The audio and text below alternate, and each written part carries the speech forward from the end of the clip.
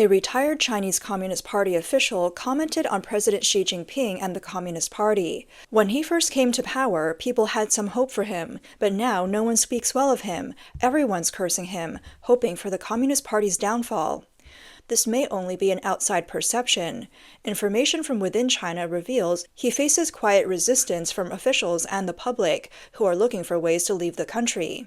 Recently, an Australian-Chinese man named James Chen shared observations from a recent trip to Beijing. He noted that officials are widely embracing a do-nothing attitude, with a mentality of don't initiate, don't refuse, don't take responsibility, don't act.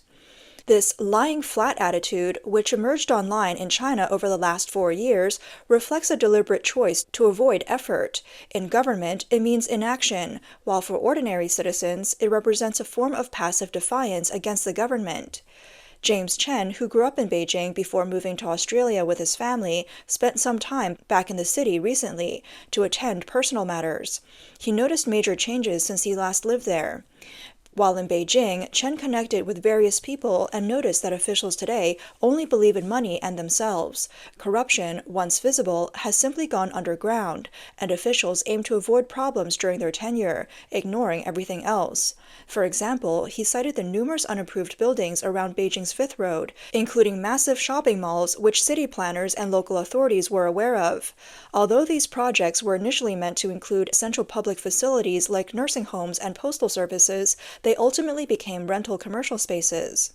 Even when citizens report such issues, Chen said the government merely acknowledges them without taking action, as no one wants the responsibility. Xi Jinping's anti-corruption efforts have led to widespread government inaction. Former Premier Li Keqiang frequently voiced anger about this, with the state media reporting on his frustration over officials' inaction. Recent public data also highlights widespread official resistance against Xi's policies. Although Xi has held a firm stance since the 19th Party Congress, local officials have openly disregarded his directives, such as the high-profile case of illegal villas in the Qingling Mountains, which only saw action after the Central Commission for Discipline Inspection intervened in 2018. In a special report, the Commission revealed that in the first 10 months of 2021, they identified 247,000 cases where officials failed to implement major directives and decisions. Tang Jingyuan, a U.S.-based commentator, noted that such a high number of cases in just 10 months indicates pervasive passive resistance against Xi among CCP officials. Yuan Hongbing, an Australia-based legal scholar with ties to CCP insiders, described 3 attitudes among officials: widespread discontent, widespread inaction, and outwardly extreme loyalty to Xi but secretly expressing dissatisfaction. Most CCP officials are what Xi would call two-faced. James Chen added that Xi's anti-corruption campaign is mainly about eliminating rivals, so officials aim to avoid mistakes by not doing too much at all, following the idea that doing less means fewer mistakes. Official anti-corruption data from January to September of this year recorded 642,000 cases, involving 58 high-ranking officials, 3,263 mid-level officials, 26,000 county-level officials, and 89,000 township officials. Among those cases, 77,000 involved village party branch secretaries and village committee heads, already surpassing last year's total of 61,000 for similar cases.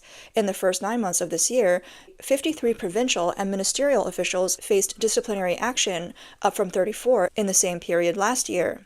After 12 years of Xi's anti-corruption drive, corruption seems more entrenched than ever. U.S.-based political scientist Wang Juntao noted that in political science, absolute power inevitably leads to corruption, and Xi's centralized power is only fostering a perfect environment for it. He believes this approach to anti-corruption is destined to fail. An insider in Zhejiang city government revealed that China's economic challenges and tight finances are prompting the CCP to implement a so-called corrupt officials economy by seizing officials' assets to fund the state. Chen also noted that while CCP officials avoid real work, they readily fine and detain citizens as public security, prosecutors, and courts operate as one, leaving people without avenues for appeal. Unlike other countries where these bodies are independent, in China they all report to the Political and Legal Affairs Commission. Recently, Chinese scholar Liu Chengliang disclosed on state media that CCP fines and seizures reached a 10-year high in 2022, totaling over 428 billion yuan. Experts estimate that this figure may rise in 2023 and 2024. Media is also tightly controlled. China's Central Propaganda Department handles press credentials, which are renewed every 3 years, with media outlets recommending candidates who must then pass exams. To qualify, journalists must pledge allegiance to the CCP leadership, and every story is vetted by various propaganda departments, leaving no room for genuine freedom of expression. In early 2020, Chinese billionaire Ren Zhiqiang went missing after writing an article criticizing Xi Jinping's handling of the pandemic. He called Xi Jinping a clown. Later, he was sentenced to 18 years in prison on corruption charges. Mr. Chen stated that Chinese human rights are non-existent. People are subject to random phone checks on the street and can be detained in police stations. He believes these actions are creating instability within China. According to him, the CCP prioritizes Taiwan because of growing unrest within China, including in regions like Tibet and Xinjiang. In particular, police from Beijing are frequently rotated every 3 months to Xinjiang, where they work in re-education camps. Chen noted he's heard from people familiar with the camps that conditions are terrifying, with detainees told they will remain there indefinitely and are forced to learn Mandarin and study Xi Jinping's ideology. Chen observed that people generally dislike Xi Jinping, estimating that 90% of the population distrusts and resents the leadership, while the remaining 10% have no options. Many aspire to leave the country, and whenever someone mentions living abroad, others say, if we had the money, we'd also want to emigrate, but we can't leave. The Chinese government has been confiscating citizens' passports to prevent them from leaving. According to Chen, all passports and travel documents for government employees and enterprise staff in Beijing are collected and kept, and authorities fear that those who experience life abroad might never return. On October 7th, the Financial Times reported that, as Xi Jinping tightens social control, the CCP is increasingly requiring teachers and other civil servants to hand in their passports. The report cited interviews with dozens of Chinese public servants, as well as citing documents from 6 municipal education bureaus, showing a trend towards limiting international travel for public school teachers, local government employees, and staff of state-owned enterprises. Teachers in cities across Sichuan, Hubei's Yichang, and parts of Anhui have also been asked to submit their passports and apply to their local education bureau if they want to travel. In March, the Ojai District Education Bureau in Wenzhou published a document stating that teachers, public preschools, elementary, and middle schools must not only submit their passports but also have their names registered with the Border Control Department. If approved, they cannot stay abroad for more than 20 days and are prohibited from engaging with groups like Falun Gong or other foreign hostile forces, or they could face consequences from the CCP's anti-corruption body. This notice has since been deleted. This widespread trust of the authorities, combined with recent measures targeting private enterprises and tech companies under the banner of common prosperity, tightened security controls, and worsening relations with major Western trade partners, has led to more Chinese billionaires and high-net-worth individuals emigrating. Over the last decade, China has seen the largest net outflow of millionaires globally. In 2023, an estimated 13,500 millionaires left China, up 25% from 2022. By 2025, it is projected that over 700,000 Chinese millionaires will have moved abroad. In addition to the wealthy, many middle-class citizens are moving to countries like Thailand and Malaysia, while ordinary citizens are attempting illegal border crossings. In 2023, U.S. border officials detained over 37,000 Chinese nationals at the southern border, 50 times the number from 2021. This surge has posed significant security concerns for the U.S., which has tightened border policies and deported some Chinese migrants. Despite the many people wishing to leave, some who remain in China still hope for change. During the COVID-19 pandemic from 2020 to 2022, Xi Jinping's zero-COVID policies caused significant hardship. On October 13, 2022, a dissident named Peng Lifa held banners on Beijing's Sutong Bridge.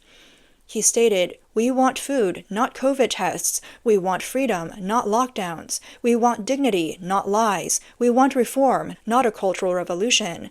We want votes, not a leader. Be citizens, not slaves." Another banner called for Xi's removal. Peng was detained, and his current whereabouts remain unknown, though his actions awakened the public's conscience. On November 24, 2022, a fire in Urumqi, Xinjiang, killed 10 and injured 9, sparking historic protests against strict COVID policies. On Shanghai's Urumqi Road, protesters chanted slogans like "Step down, Xi Jinping" and "Down with the CCP."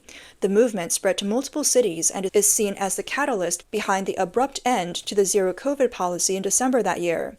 This movement, later known as the White Paper Movement, highlighted a turning point in public perception of Xi Jinping.